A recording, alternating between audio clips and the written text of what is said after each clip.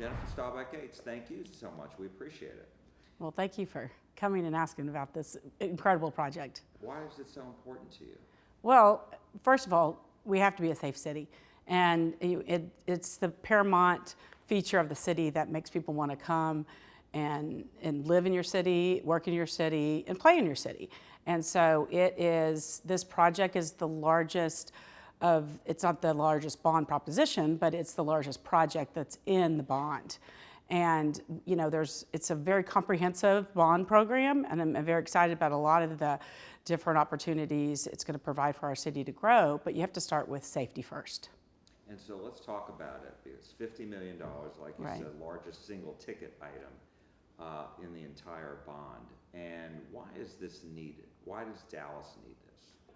This project has been on the back burner since 1990 when they signed the lease for the temporary space. And it just hasn't been a priority because of other needs in the city and other public safety needs. And this opportunity came about that we could partner with UNT Dallas. It's also a public-private partnership. It's 50% of the funds are going to be raised privately, which, in the past, most public buildings were built just with city dollars. And this is an opportunity to leverage those city dollars and get a world-class facility right here in South Dallas. So let me ask you about that, the private money. Yeah. Is it lined up already? No, we have to assure that we're going to have the $70 million of the public dollars, and we've already secured $20 million from the state. This $50 million will be on the proposition, and we are out talking to foundations. We've already Community Foundation of North Texas, has given us $10 million. So we have the CEFT dollars that have been secured. And then we've had great conversations with other foundations.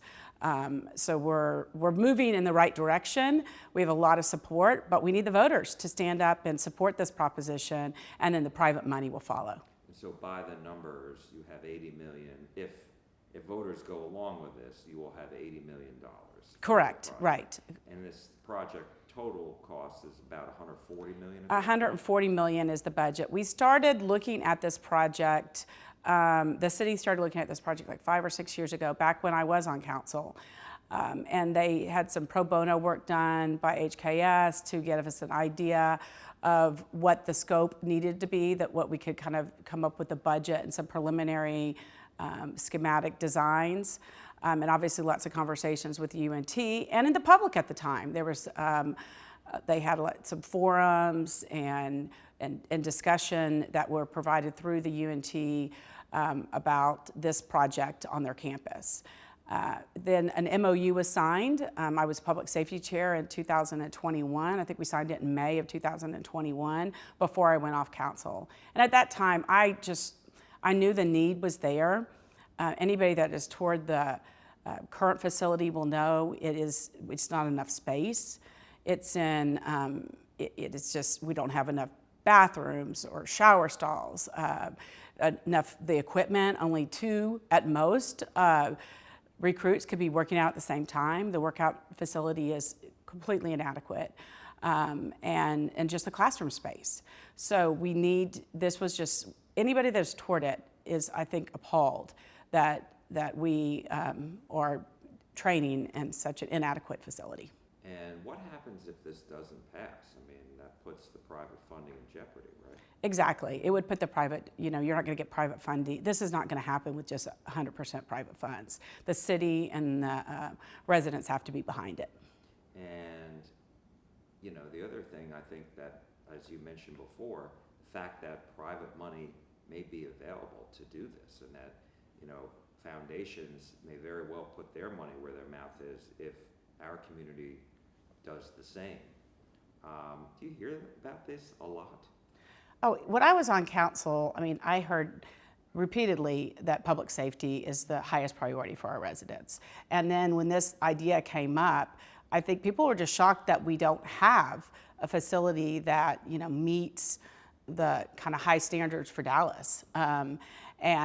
And so the idea, and I think it was because these kind of facilities are expensive, and and it wasn't thought about that we could have this kind of unique partnership. And, you know, it's just going to elevate the type of training that's going to be available. And it's just, I mean, it was a no-brainer when I heard about the need for it. And I think most of our residents would agree with that. When I was out talking, when I was a council member, everybody's top priority was public safety. And my last question is just going back to the fact that, you know, you have private foundations really giving this a serious consideration. You don't often hear about that on such a public project like this, do you? Right. Well, I mean, we have a very philanthropic community in Dallas. I mean, they help build a world-class arts district. We have incredible museums, and you know, the DMA, which is owned by the city, you know, there's a lot of private funding that supports our arts. But I think in the public safety realm, this is kind of unique. But I think it gives us a great opportunity to really have that kind of world-class building.